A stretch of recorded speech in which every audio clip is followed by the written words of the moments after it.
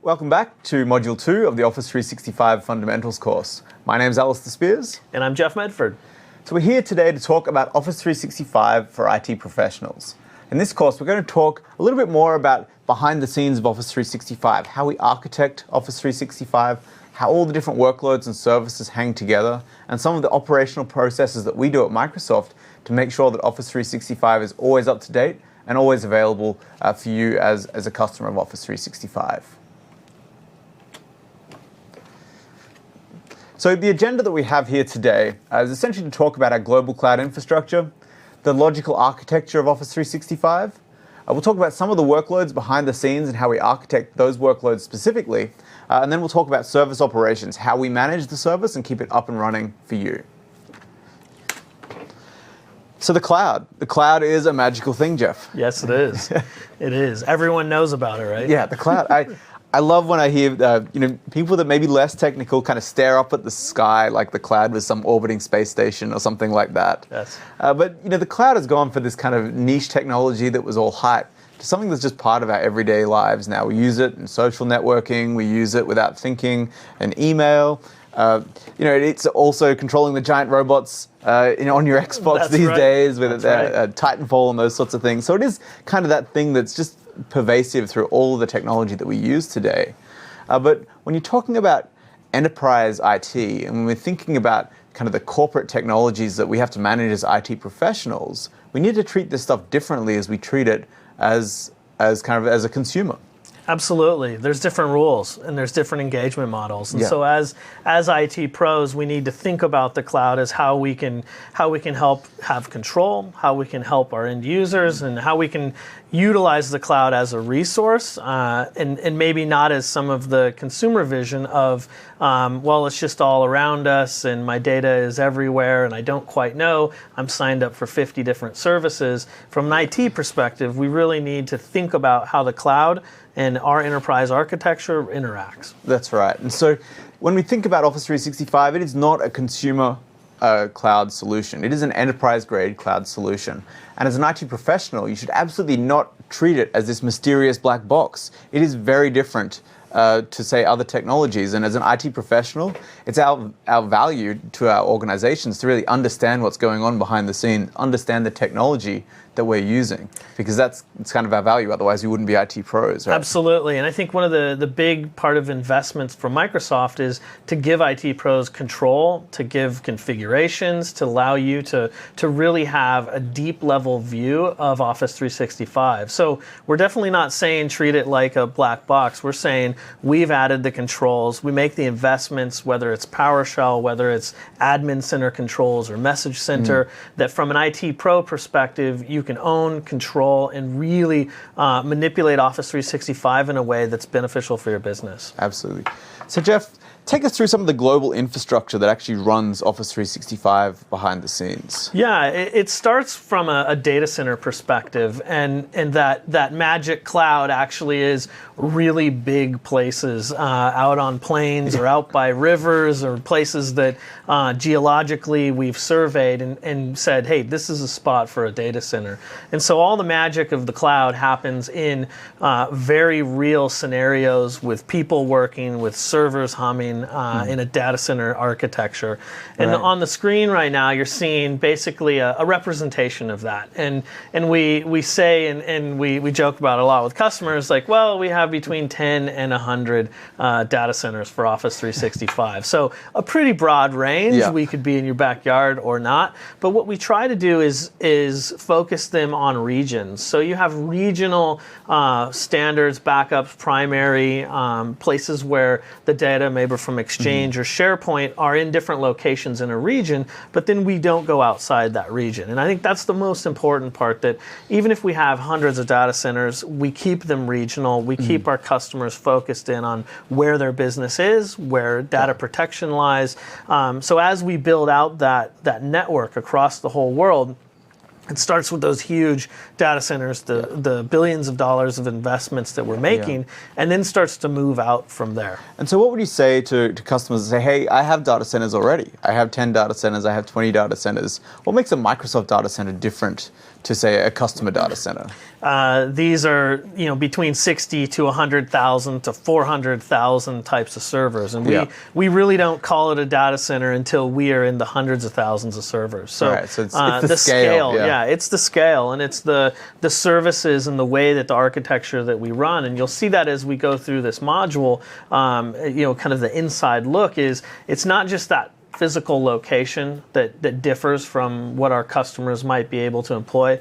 It's the billions in investment. Right. It's the fact that we are running extremely large farms or exchange environments for our customers. But it also takes it beyond that, and we go down into the CDN and bringing the Microsoft network as deep as we can and as close to our customers as possible. I think that's another piece from an investment perspective, that our customers can have some peering points. They can have CDN. They can cache. They can bring some of that out to their branch environments. But from a Microsoft perspective, we're talking about a global network, and we're talking about a world-class network that goes from the data center out to the CDN as close as we can to our customers, and then connects them across the world so that wherever you are, and we talk about working anywhere, working at home, whatever it is, that the fewest amount of hops possible until you get on the Microsoft network, where we can help control and have quality on that traffic. Right. So even though there may not be a data center in your city or your country or your region,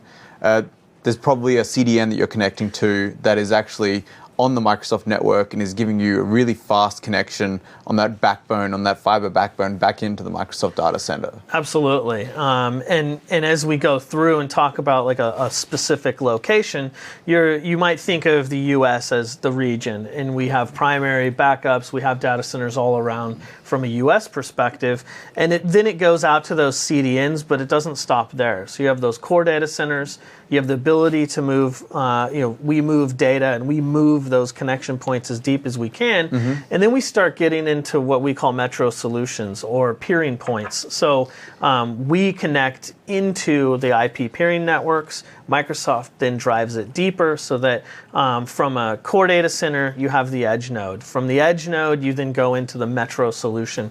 And that's connecting our business customers into our network even deeper. Right. And Microsoft has invested heavily in these connections, IP peering points, agreements with providers, so that from a specific ISP, you have the best possible scenario going through.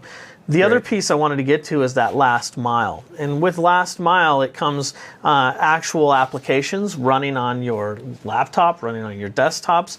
And it's the applications and the way that Office is built that allows that maybe point-to-point or peer-to-peer communication. The ability for Lync or the ability for Outlook to cache and understand that it is a desktop application that's running on Windows or running on the Mac and is going to give you a better experience because you can have offline access. You can have quality between those peer-to-peer. Lync Voice is an example. When you connect from a link online to another link online, it doesn't have to travel through that entire network. It actually goes peer-to-peer, and it finds that least cost route between the two. And I think that's a really important point, because a lot of IT pros kind of think of the cloud as synonymous with the web. And so the browser experience is how you get into the cloud. But the cloud is so much more than just the browser, just that kind of HTTP traffic. And so when you have things like Office apps that are cloud enabled, that are talking to the cloud, you can bring in all of that asynchronous communication. You can take a lot of that kind of noise on the network that may be because you're traveling or you're moving between Wi-Fi networks or something like that.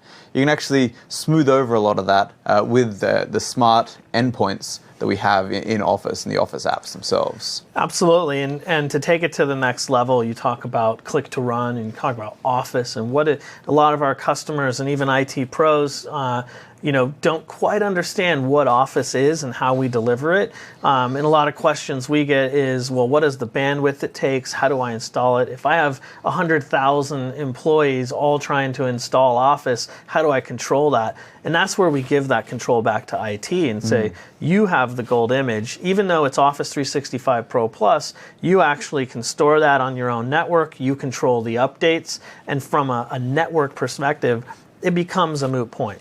Yeah. And so there's a bunch that we're going to talk about in the deployment scenarios that really help IT pros deliver on, hey, we're getting to the network quickly. We're looking at how we invest in our bandwidth, as that's a part of what a service is, but also features from an application standpoint, from a deployment standpoint, that mean you can control that bandwidth. You can really help your end users have a great experience. Fantastic. So let's have a think about inside of the data center now and kind of what really is a data center when we're talking at a Microsoft scale. When we think about the data center components, often we just think about the IT components inside a data center, right? It's a bunch of servers, a bunch of technologies. But to our data center engineers, IT is almost like the most trivial part of the system, right? Many times they're not really, they're the customer, they're the noisy tenant, right? And the data center engineers are the landlord. And that customer or that tenant really has a couple of requirements. It needs power, it consumes a lot of power, and then it generates a lot of waste in the form of heat. And so it needs a water supply or something like that to take out those heats. And so from a data center engineer point of view, there's all these components that it takes up to just make sure that IT load is as happy as possible. Whether it's the computer room air conditionings, the chillers, condensers, cooling towers, back to a ready water supply, or whether it's the UPS systems, the transformers and generators to make sure that that's a reliable power supply going through. So all of these components are kind of things you need to think about when you're building a really big data center as well. So I want to take you through kind of a couple of pictures of what our data centers actually look like. I think it's one thing to kind of hear about data centers, but I think the pictures really kind of show up some of the great capabilities of the Office 365 data centers. Yeah, absolutely. So here we're looking at kind of a traditional co-located data center environment. What you can see here, it may look fairly traditional to you, but there are a couple of things that I'll point out that make it very different from, say, a traditional data center that you run in a spare room in your office or something like that. Firstly, you can see the levels of access control we have. This particular pod of servers has its own access control, has its own security system, has its own door, own gated doors down the end of it as well. And then you can see every rack is locked and keyed and marked as well. And then, of course, every server is marked, and all of this stuff is tracked. All the access control is tracked as people go into these servers if they need to do anything on site itself. You can see at the top the fiber backbones that are running to all of these servers. These servers have a huge bandwidth requirement, so making sure that all of this stuff is connected and running fast is really important as well. I've been to a couple of these data centers, and one of the things that always amazes me as as an IT pro and someone that used to fiddle around with servers was that they had the neatest cabling I'd ever seen. Yeah, absolutely.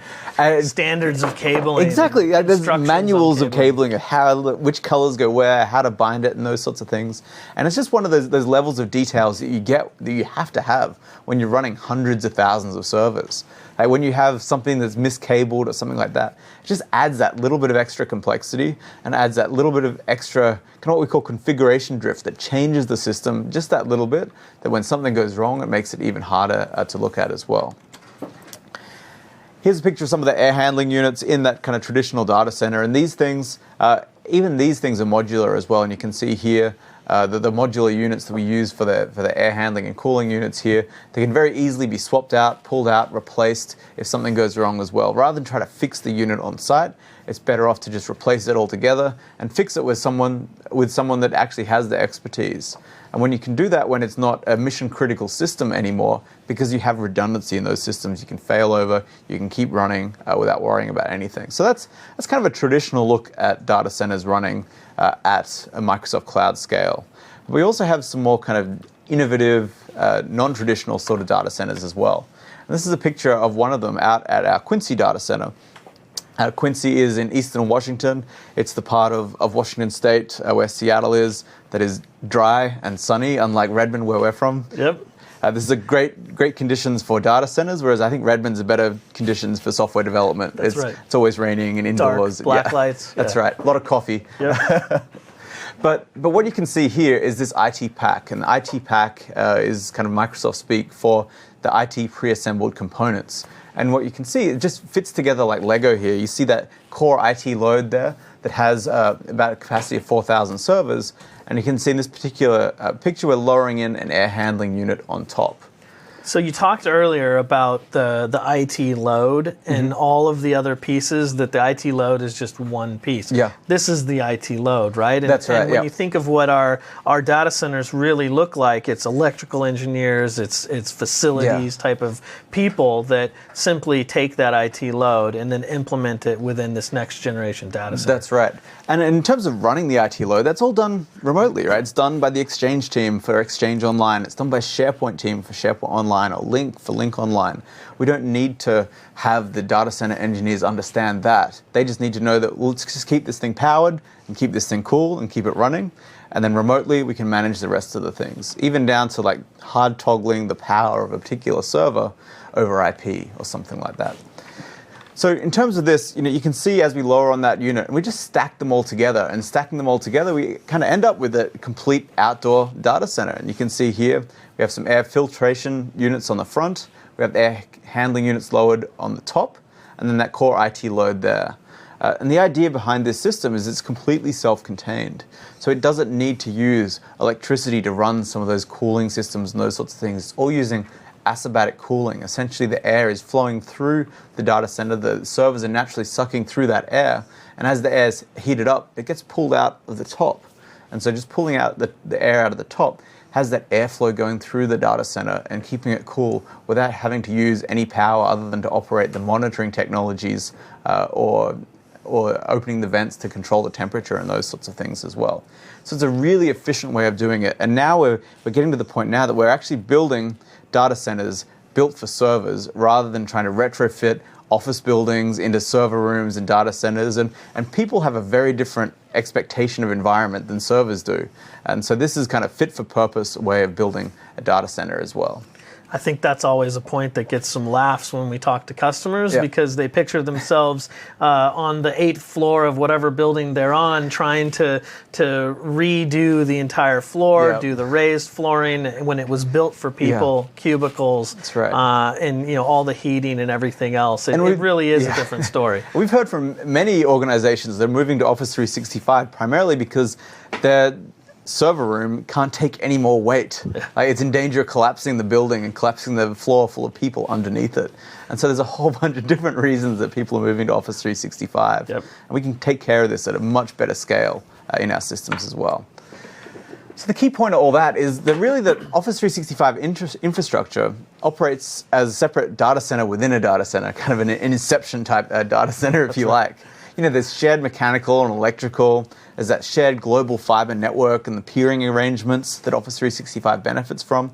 But then, of course, there's a separate internal network. There's separate hardware and separate storage from our consumer systems, separate encryption procedures, separate compliance policies, and separate access control that make up Office 365. So you're really getting the benefits of all the scale that Microsoft has, combined with a separate enterprise IT environment, which is highly controlled and highly secure as well. So with that, let's kind of transition now and talk a little bit more about the logical architecture behind Office 365. And we think about Office 365 as one service, but really it's not just one cloud service. It's kind of a set of cohesive services that make up for it as well. And I think that, typically what we position as Office 365, sometimes customers ask us, well, it's Office, right? And it kind of starts with that. That's the brand. That's where we are. But that's really that top line application scenario. So when you think of user productivity applications, it starts with Office. That starts with what we continually envision and continue to move forward with. And then as we build down the layers, you'll see how the servers become services. The platforms have to then expand to fit all of these pieces. But it starts with Office and the experience that a user truly has with Office. That's right, and that's what they see every day. It's Office, or it's Project and Visio, or it's Office Mobile on their tablet or their phone. Or if it's Office Online, it's Office using the web applications in Office Online, so you're just using it directly through the browser. But built on top of those kind of user productivity applications is also the organizational productivity services that we use as well, and that you may already have on premises. Things like Exchange, SharePoint, Link, Yammer. All these things are not so much apps built for one user, but they're tools to collaborate, to communicate, and to share all this content as well. And so many organizations, and as IT pros, we're familiar with these tools. We know Exchange, we know SharePoint, we know Link, we know Yammer.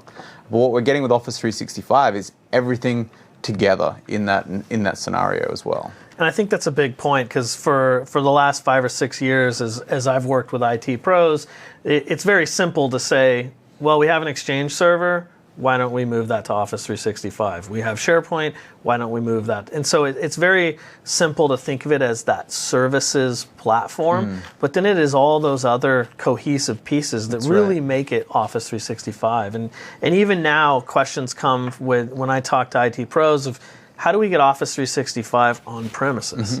And it always brings a smile to my face, but I try to explain this slide to them and say, Office 365 isn't just the latest of Exchange 2013, SharePoint 2013, but it's everything you're about to talk about, which brings all of these pieces together so that you have that single management, you have that single commerce platform. So that's a big part of the IT pro thought process of what is actually moving to the cloud and what are some of the value add when you think of it from an all-up service. That's right. Because those user productivity applications, the organizational productivity services, by and large, you can get them on premises. You can set them up and manage them yourself. But you just can't manage them as economically as you can Office 365. The things where Office 365 really starts to differentiate itself is around some of these shared platform services as well. Provisioning, update automation, identity management, access control capabilities, system monitoring, what we call the commerce platform, the ability to add new services very easily, control users, license users for the different capabilities, and segment your users out so that you don't need to give every user Project in Visio or even every user Office or something like that. You may want to have some users that are just email, and you may have other users that are just SharePoint, and you may have some users that have all you can eat. They have everything, all the capabilities available to them as well. So we can segment all that stuff out through the shared platform services really quickly as well. And I think it goes back to the previous module when you talk about lead and build and what does it take, and thinking about Office 365, this is all built. And not only is it built and running with customers on board, but we've built those admin scenarios, we've built those security scenarios, we've built the automation things in so that from a lead time perspective, or when you're looking at Office 365 versus building something on premises, it's already there and it's waiting for you. And that's a big part. It's built and it's running. So it's really about starting to consume that service. Absolutely. And so then the final set of services I'll talk about are really this idea of streamlined management services as well. And this is kind of interesting because they're not all sort of technical services. Now we're starting to get into kind of the operational components of Office 365, the things that really differentiate Office 365 from an on-premises services. And one of the kind of most important ones in terms of management services is that engineers are on call. The people running Office 365 are the people building the products. It's a very strong DevOps model in that kind of a scenario. You have the Exchange team responsible for Exchange Online. If there's a problem with Exchange Online, we take the Exchange team off working on the new stuff to go and fix that problem online. We wake them up at 3 a.m. We wake them up at 5 a.m. Likewise with SharePoint. If there's a problem with SharePoint or a problem with a SharePoint component, it's the developer responsible for writing that feature that's responsible for fixing that feature as well. So that strong management services really enables this kind of positive feedback loop in making the service better and better. Yeah, and I think that speaks to the last 6 or 7 years from a Microsoft perspective of moving from longer release cycles, engineers who built on premises, and then an operations team that brought it to the cloud, whereas it really is Office 365 first across the services. Engineering, like I said before, that's where they live, that's where they deploy, that's how they do their jobs, and if something happened or is wrong, that's who gets called. And so there's a really great level of accountability from an engineering and investment standpoint on Office 365. Absolutely. So when we think about that, this highly cohesive set of services, they're also very loosely coupled services as well. We like to separate out all these different functions and have distributed components here as well. This loose coupling, in how we build Office 365, really limits the scope of if there are failures in the system, and of course there will be failures. It's technology, right? And as IT pros, with one thing we can rely on in our jobs is that sometime technology will fail. Absolutely. And so this loose coupling really limits the failure scope of that. So we don't want a situation where a bug in the Exchange transport causes SharePoint to crash, or something wrong in Windows Azure Active Directory causes Exchange to crash as well. And so we want to make sure that all these components are isolated and relatively independent, even though they're strongly cohesive set of services as well. Also do things like replicating the data, the directory across all these different services. So if there is a point of failure around identity or something like that, all the services can continue to operate. And so you never see a complete outage with Office 365. You may see isolated blips as we're working up to fix different things, but the system essentially operates and runs on as well. So let's take a look at kind of the architecture at some of these services, and we'll start with SharePoint Online. And one of the interesting things about Office 365 is that in the past, as IT pros, we kind of had a specialization, right? We knew the SharePoint architecture really well, but we knew nothing about Exchange. Or we knew Exchange really well, knew nothing about Link, and so on and so on. But Office 365 does force us to have a little bit of generalist knowledge about the architectures of all the different workloads and all the different products we use. So we'll take this next part of this presentation to talk through all these different scenarios as well. So kind of this is the SharePoint 101 situation for perhaps Exchange engineers or something like that. Yep. Is that SharePoint is kind of that traditional three-tiered architecture: a database tier, an application tier, and a web tier. And together these things make up what we call a SharePoint farm. The web front end handles that front end traffic. The application services run things like search crawlers and different workflow engines, and the central administration to control all the different site collections that are provisioned inside of your SharePoint environment. And then everything is stored in that SQL database with configuration files and content databases, crawl databases, and a whole bunch of other databases inside of SQL. So SharePoint Online is still SharePoint. We had to remember that SharePoint Online is the SharePoint environment. We're just running it at a whole different scale, and we're running it at a very unique architecture and topology because of that as well. So if we think about the SharePoint architecture, start with the database and start with those core building blocks. And of course, Active Directory needs to be there, SQL servers, web front end and application services, and then the federated services that add to those things and those sorts of things as well. So these core components are all run inside a Hyper-V environment. In terms of SharePoint Online, everything is virtualized inside of the data center. So it's only the host machines that are the physical environments, and everything else is a Hyper-V environment. So we can scale really fast, roll out features really fast, move between different hardware sets really fast as well. So when we think about that IT load, this might be what an IT person has from a SharePoint farm perspective. Absolutely. So it is SharePoint, and it is building that on top of the multi-tenant environment. And that's a big point to make, is this is the constant evolve of SharePoint. But it starts from probably what you have within your environment and what you are currently used to functioning with. And then we start to take that to the cloud scale. Absolutely. And so all those skills you have around SharePoint and the understanding you have around SharePoint and Exchange don't go away just because you become an Office 365 IT pro.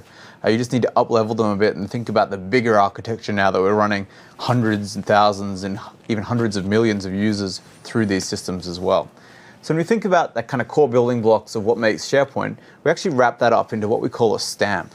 And a stamp is essentially 150 to 250,000 user capacity in Hyper-V servers. And that's kind of our small building block that we think of when we need to scale out more SharePoint Online. So more SharePoint Online, rather than just adding a couple more servers, we actually add capacity for another 250,000 users, and we just stamp it out, hence the name stamp. And so then a network has multiple stamps inside of the data center. We have all of these different stamps operating. Your own tenant will be spread across multiple stamps, so in case there's a failure on one of those stamps, we can continue to operate on other stamps as well.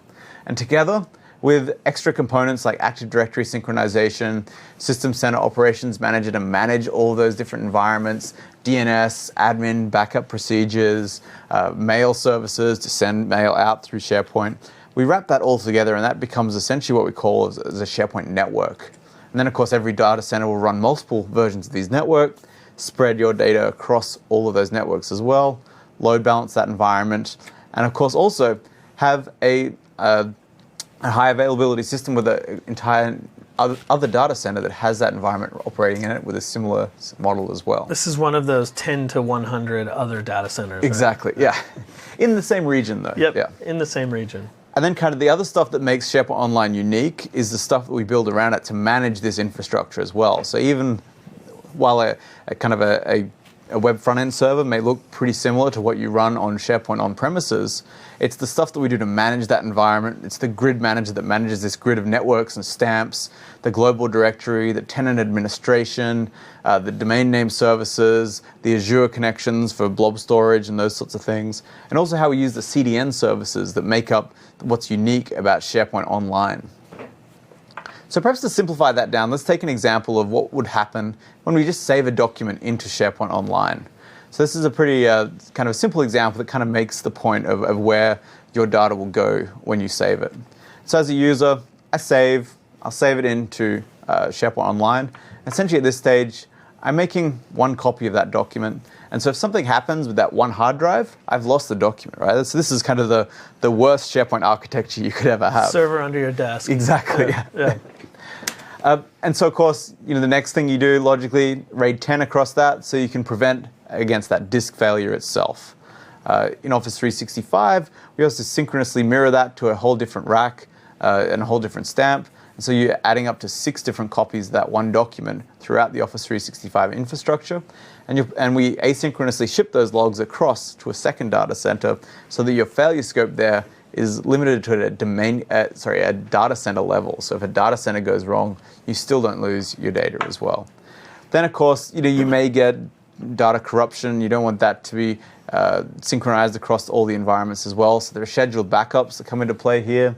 There's asynchronous replication of those scheduled backups across the Office 365 scenario as well. So if there is corruption in that stamp level, we can do point-in-time restores back into that environment to repair the health of that particular set of users running from Office 365. But to the end user, they drag the document into OneDrive for Business, into their team site. Exactly. And we are doing everything else on that. Yeah, all this is invisible to the users. Yep.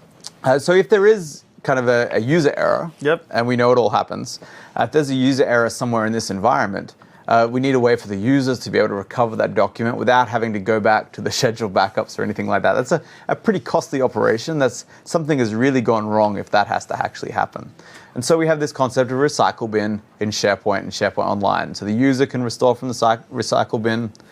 The site administrator can restore from the recycle bin if something goes wrong as well. And so we have multiple ways to restore that document without even having to go back to the tape environment as well.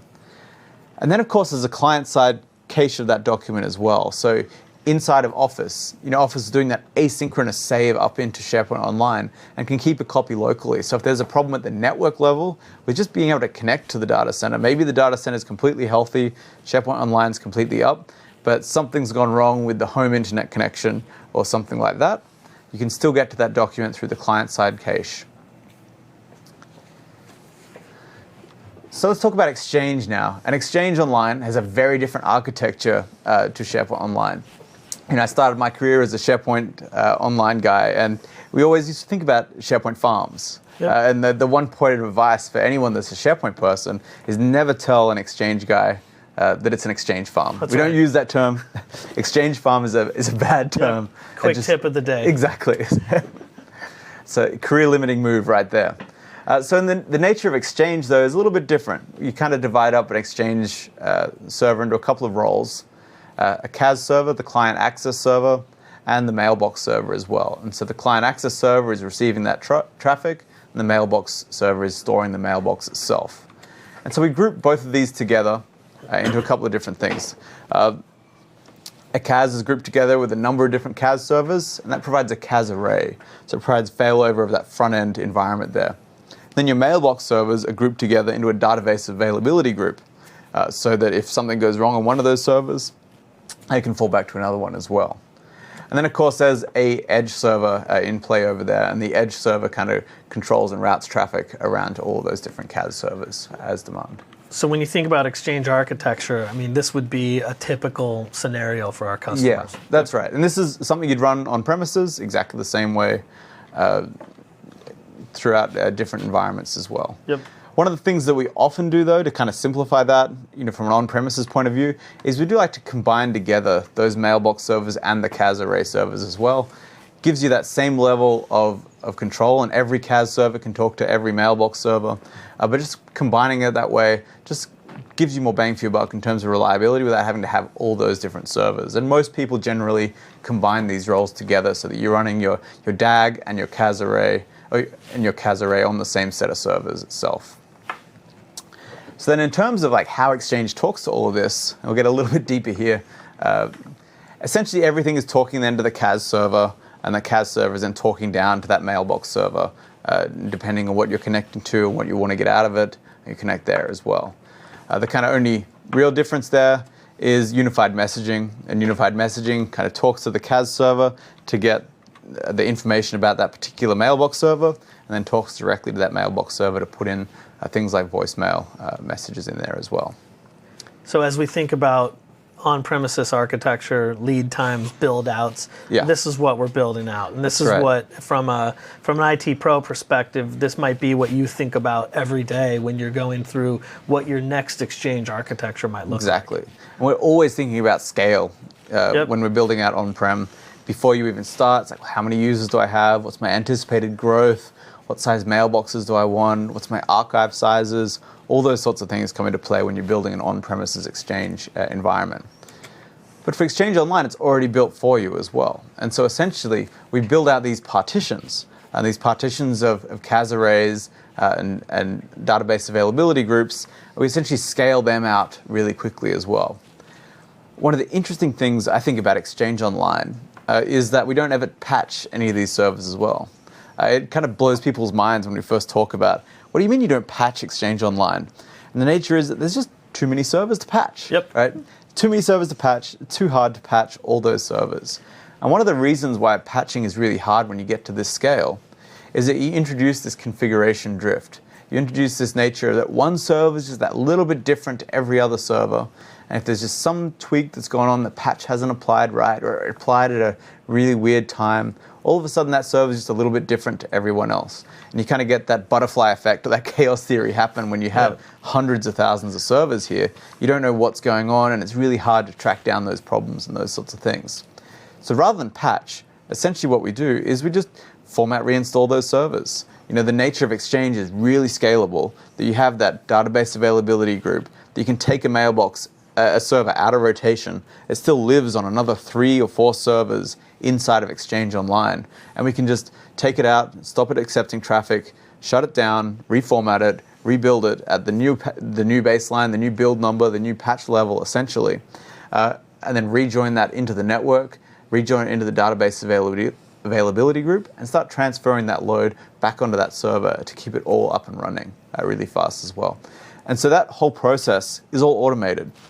It allows us to do all of these patches, well, essentially patches or updates, automatically via code, and just roll it out, stamp it out, and make sure everything is a consistent environment. If there's a problem, we can always roll back, and it's very easy to identify through this way if that happens. Yeah, and I think the key there is automation. So when you're running at the scale of what Exchange Online runs, everything has to be automated, and servers have to tell each other that they're no longer healthy and are going away, or other servers have to vote those out of the group. And I love that story that you tell of servers that are constantly talking to each other, and when one stops responding or is unhealthy, the rest of the servers say, go away. You're not needed any longer. And it's such a big change for us. And if you've been around in IT for a while, the old discussions we used to have were about what will we name our servers, right? And what's our naming standard? Is it like Star Wars characters, or is it like big cats, or French impressionist painters, or whatever it has to be, right? we always had these weird naming conventions for servers. But in this model where you're just constantly formatting and reinstalling the servers, it's not even a concern anymore, right? It's just numbers. How long is the GUID you're going to use. Exactly. Yeah. Just give me something unique. Yep. So Office clients, we talked a little bit about those server backend processes and procedures. Jeff, perhaps you can take us through how Office works in this Office 365 environment as well. Yeah, and I alluded to it a little bit, but from the data center to the CDN to how it's actually delivered, what you see is, from a technology standpoint, allowing end users to capture, to go to an app store, to go to Office 365, and to download and to deploy on their devices. It's a fully different experience. And from an Office 365 Pro Plus, to allow 5 installs from PC or Mac and then across devices, it really changes the game from what we talk about from a deployment perspective. So it starts with the fact that we have Office bits, and the bits sit within our CDN as close as we can get them to you. And that's a big question of, well, is this Office Online? Is this Office? What is this Office 365? It's an install, and it's bits, and it uses click-to-run technology, which helps you be able to install side by side with older versions of Office. We've done the sequencing basically for you from that app view perspective, and even in some of the latest releases, being able to choose which parts of Office that you can or can't install. But it starts from that CDN, being able to pull that, and you see here on the slides that it's pulling into your software distribution. And that's one of the main key things that I want to make a point of, is that you control the access, the installation, the way you push it out to your end users. So when you're going to an Office 365 Pro Plus deployment, as an IT pro, you have the tools necessary through the Office deployment tool, through the configuration files, to truly control the cloud version of Office. So you bring it into that software distribution method, whichever one you're using, you push it through to those work PCs. From an end user perspective, they see it as a new install. They don't, you can do it without the admin rights. It all is automated from your own technology. The next step is also the kind of bring your own device or bring your own computer, whatever it is that you're going to bring. Office is now available across multiple different platforms. And from an end user perspective, they can consume it in a way that makes sense to them. Maybe they have a home PC or a work PC that you allow them a little more control over. They can simply go to Office 365, log in, and download and stream those bits directly from the portal. Or they can do it from those app stores that I talked about. So being able to, on a Windows phone, being able to have Office integrated already, being able to look at it across iOS and the various other devices they might use. Great. So it brings control from an IT perspective. Do it through your software deployment, do it through your own architecture. You control the actual updates or the release cadence that you have. So the bits will always be available to you in the latest format as we update them. And then you can set your own schedule as far as how that rolls out to users. And that's a critical component as an IT pro. And that's one of the things we always talk about with Office 365 Pro Plus specifically, is that you have that control. And the method is per your choosing. That's right. And I really love this model because in the old days, if you remember back, that you get your software. If you're a large business or something like that, you wanted to package it and push it through System Center, you'd get the actual bits from this obscure volume license service center. And then you had to be like the guy that signed the checks before you got the login into that application. And as the IT admin, you were never the guy that signed the checks to get that software. And so you had to hunt around to find, hey, who signs the checks? Who has the login to this weird portal? And then you find a finance manager or a procurement manager that has forgotten their live ID or whatever they use to log into this system. And now that content delivery network has all the Office bits. Those Office bits are available for anyone to actually download. And we actually have a tool, the Office deployment tool, that you can pull down from TechNet. And what this tool allows you to do is just automate that dragging down those bits, automate that copy down to somewhere on your file share or on your PC or on your network drive somewhere. And so you can just always have that set up as a scheduled task to just download those bits whenever there's a new bit, and then you can have it always ready on your drive, and you don't need to worry about the VLSC because the activation of the software now is tied to the user rather than the bits itself. Correct. And you have the control over that, and you can users can activate, deactivate, use it across devices as needed. In that network location or wherever you said, that becomes your gold image. You know, instead of treating Office like an OS install and hey, we're looking at this 3 years from now when we do PC refresh, and it really becomes that application install that happens quickly. It doesn't disrupt previous versions of Office, and you can continue to use it immediately. So that's a very important point, and I think, you know, for everyone out there, Office is an app, right? Office is an app. It's a lot of apps. It's a big app, but it's still an app. It's not an operating system. Don't treat it like an operating system. Correct. Because it's nothing like it, right? It's an app. And as you go to other devices like iPads, iPhones, Android devices, Office is an app, and it's just click, click, and then it's there. And the same thing applies to Windows PCs as well. You just click the app, and it's there. Of course, you can control it with software distribution, Active Directory, and all those sorts of things as well. But it is just an app at its point. And there's a whole MVA session on that. Curtis and Dean have spent a lot of time, 8 hours, talking about all the different things you can do with it as well. Absolutely.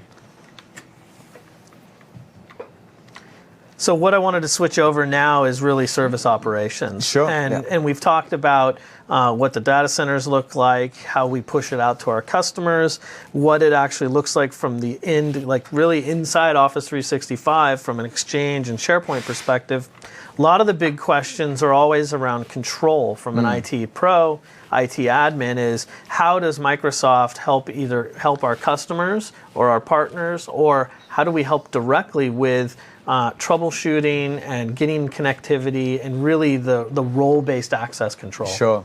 And role-based access control is a topic we're all familiar with as IT professionals. It's something that we've used a lot in Exchange for the last, 10 years now. I think Exchange 2003, we started to introduce this notion of role-based access control. And the same thing applies to Office 365. We use role-based access control to control who has access to different services inside of Office 365.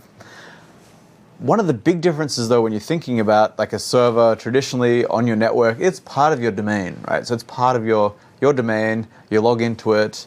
You know, it may be like corp/service account or something like that, but it essentially lives in the same domain. So as IT pros, if you have the right permissions, you can log directly into that machine itself. But that's not the case with Office 365. You know, in Office 365, our staff, our engineers are on the Microsoft corporate network. The Microsoft corporate network is very different to the Office 365 data center network, and no one has standing permissions on the Office 365 data center network. That's an entirely different, segregated environment. You know, I can't log in just straight into an Office 365 server. You can't do the same. It's a very strict approach to get there. And so what we've done is we've taken this idea of role-based access control, and we've expanded it a little bit for time-based role-based access control. And essentially what happens is that when there's a service request and there's something that actually has to happen on the data center itself that can't be done by code, it can't be an automated process, some of our engineered operations can't just fix and automate the response, and an admin actually needs to log in. They raise a service request, much like you'll raise a service request when you need some sort of change to happen on the service itself. This is important because it's auditable, and it's available by self-service reports. You can actually see some of these requests if it affects your data into the non-owner mailbox access report that you see in Exchange Online. And essentially that admin will request into a system we call Lockbox. And what this Lockbox system does, it assigns these temporary privileges and a temporary user account that it's auditable separately as well. And so for the admin to even get to this stage, essentially we're generating a least privilege account for that user to go and do these tasks that is time-bound. And before they even get that account, they need to go through their background checks, they need to have fingerprinting, security training, and a whole lot of really extensive procedures before you operate on the Office 365 data center network itself. And then that temporary privilege is generated as well. So this is an example of a really interesting way where we've taken that idea of role-based access control and we've expanded it even further. And we've made sure it's auditable and compliant in how we operate this system as well. That kind of talks to our whole Office 365 operations model as well, and how we've slowly evolved it over time as well.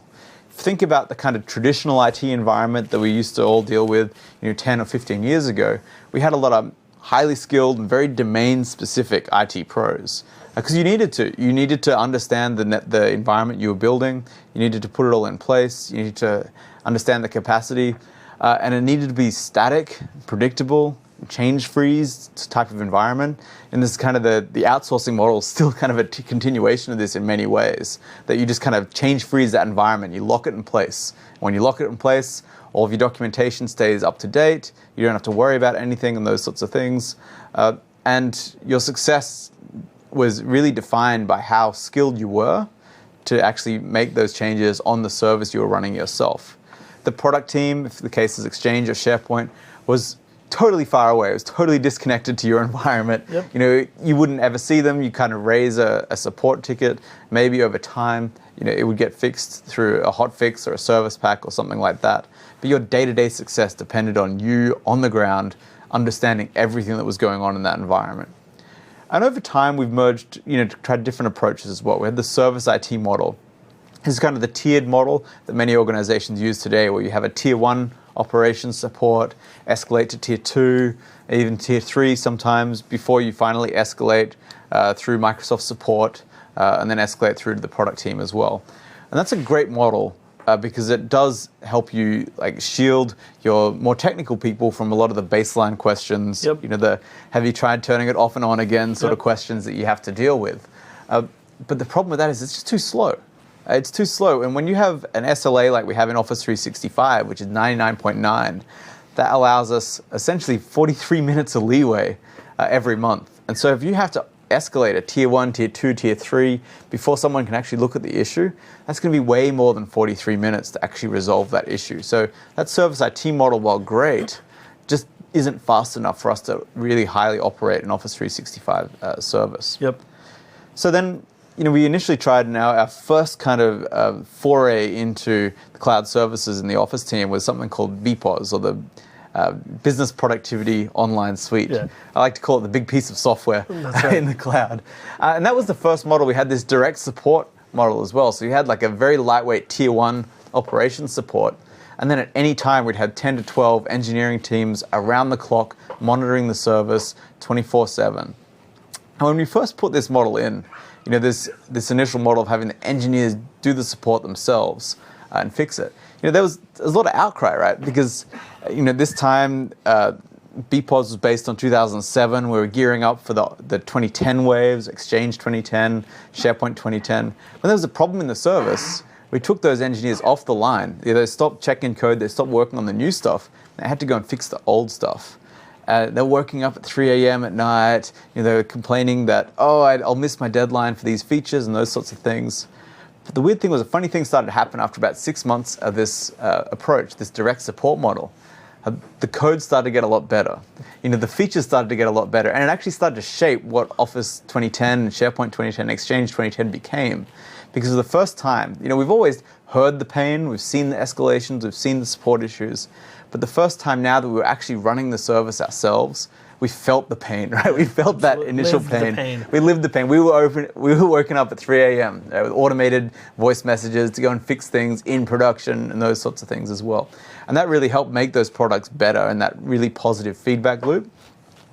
But of course, there's always room for improvement as well. And so now we've moved on to this notion of engineered operations. And so engineered operations, essentially, while there are direct escalations, we really rely on operations as a separate engineering discipline to really not so much take those support calls, fix the issues, but analyze the issues that the engineering team and the product guys are making, and then automate those things as well. And so then the next time issues occur, we have software-aided processes that can actually automate and even automatically fix those particular actions that happen in the service as well.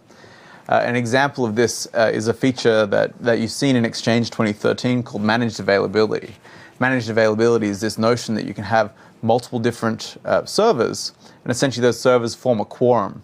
And if the servers start to see that one of those servers is acting up, they kind of vote it off the island. And rather than waking the engineer up and that server causing issues with the whole availability group, essentially The other servers essentially just tell that server to go and crash itself. Yep. And you can sit there and wait. And the idea of this is that we have enough capacity, we have enough redundancy in Office 365 that one server doesn't matter, right? A server can break, but the service experience continues. And so when we have that sort of thing happening in Office 365, the whole idea for that is the engineer can sleep in, right? The engineer can get to that blue screen machine at 9 o'clock the next morning. They don't have to be woken up at 3 a.m. because it's not a critical issue. It's not down. Yep. People aren't down. The service experience continues. We're just operating with that extra capacity as well. And obviously, the system keeps running. And then they can get to root cause at a different time. Exactly, right? Yeah. You got to move on from trying to diagnose root cause. And traditionally, when it was on-prem, when the escalations finally came to Microsoft, we needed to look at those root causes. We need to understand that root cause straight away. When you're running a service, the priority is getting back up, right? Getting back to uptime is the priority. And with all the logging we have and the 24 or so terabytes of logging we generate every day, then we can start to look at that root cause analysis and reconstruct those issues itself offline when the service is healthy, and we continue on as well. So let's talk a little bit about change management inside of Office 365 now. We've alluded to a couple of these concepts, and we have a whole session based on this later in the course. But a couple of things to understand about change management inside of Office 365 and in the architecture itself. Firstly, the majority of changes that are done on the service are all done through code. This is a true DevOps model. So everything is deploying a new build of a particular service or server or workload. And that really helps us just automate that whole process. It makes sure that configuration drift doesn't happen. And it makes it really easy for us to version different issues. As we roll out a particular build, if we see that it's not so healthy, we can revert that entire build from the system and roll out the next one, essentially. So it's a really easy way rather than having to try and patch and automate the patching of all these different servers at any given time as well. Sometimes there do need to be non-code changes, right? And so those sorts of changes, those sort of, system is down, we need to fix something straight away. Those things need to go through multiple series of reviews. This is still a very strongly protected system. And so there's peer reviews, there's manager reviews, and generally they're implemented via automation, a PowerShell script or something like that, so that we can track that code, so we can roll that code out as well as that. Of course, the implementer in this stage, as I alluded to before, is the engineer responsible for that particular feature in the product. And so the subject matter expert is the person making that fix. And so they always have veto power if they think, hang on, this thing doesn't look, this sort of change may impact something else in the service as well. As great as it is to have all the automation that we have, it's still important that a human is in the loop, right? It's still the old Mark I eyeball. There's that tacit knowledge of the experts we have in the Microsoft engineering team that need to do all these things and understand that code, that system, better than anyone else. When we think about the other changes as well, every change is planned, reviewed well before implementation as well. And as we get and talk about how we roll out these features, essentially they're all made a week in advance. It forces the person that's requesting the change and the person that's implementing the change to make sure it's right before it rolls out into the wider production as well.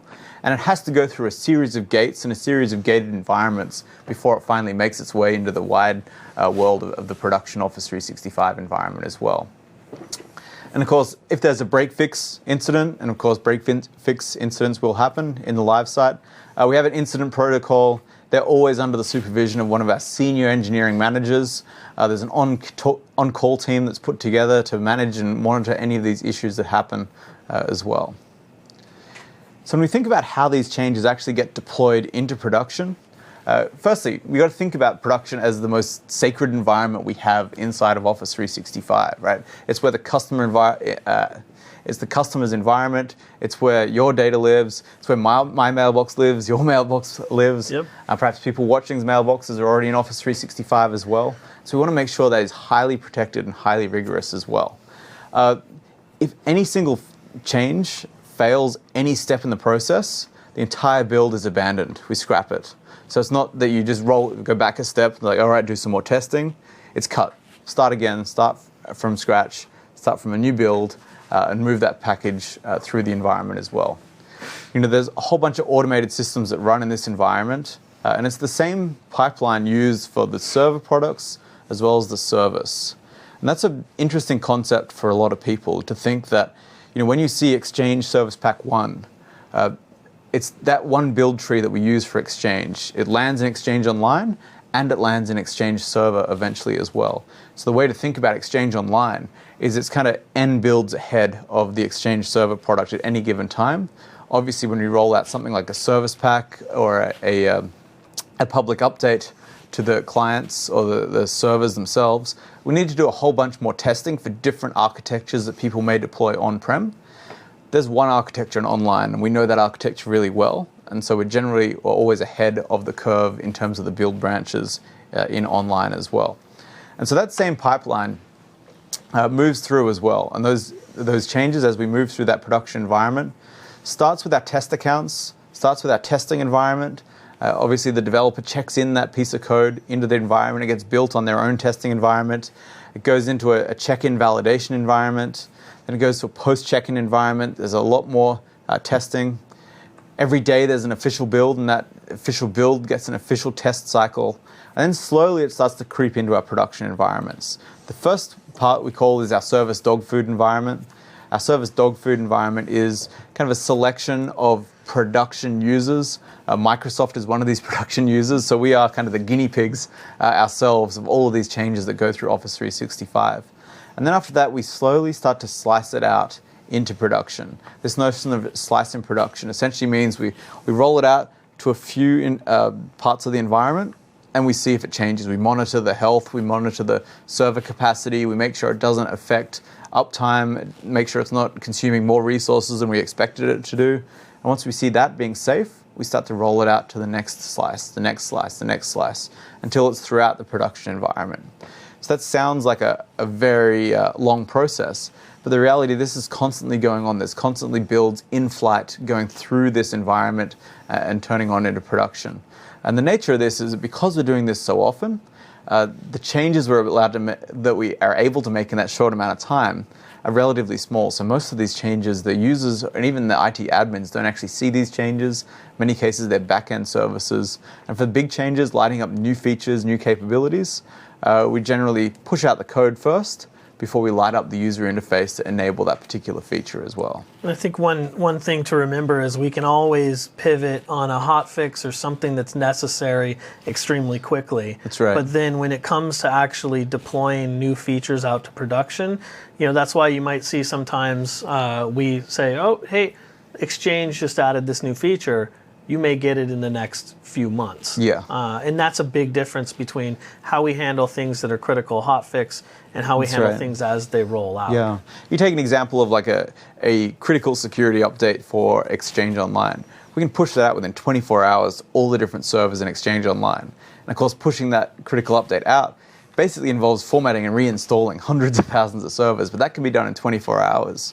But then things like increasing mailbox size from 25 gigs to 50 gigs, we can do that at a much slower pace. Make sure it's right, make sure it doesn't impact the rest of the environment, and then gradually ripple that feature out to all the pieces in production as well. So to kind of conclude, this part of the module, this module. Really, Office 365 really supports your business. It's a couple of different ways. It's really secure, really reliable, and extremely efficient environment. It is still controllable. It's still easy for you to secure the environment yourself. And of course, we have a whole lot of compliant processes that we audit through standards like ISO 27001, SSAE 17, FERPA, FISMA, HIPAA, EU model clauses, EU safe harbor rules and regulations as well. So there's a whole bunch of things that we do to make sure that this environment is secure. But it really does help you evolve the business itself. It helps you evolve the business, outsource that commodity focus to stuff that you really don't need to care about anymore, reduce the core platform costs that you have for running things like email and SharePoint, deliver the latest technologies, and get all the stuff that we've spoken about here with no build lead time. We've already built this architecture for you. We're kind of waiting for you to come on board with this environment. So thank you very much. Stay tuned for the next module, getting set up with Office 365 deployment.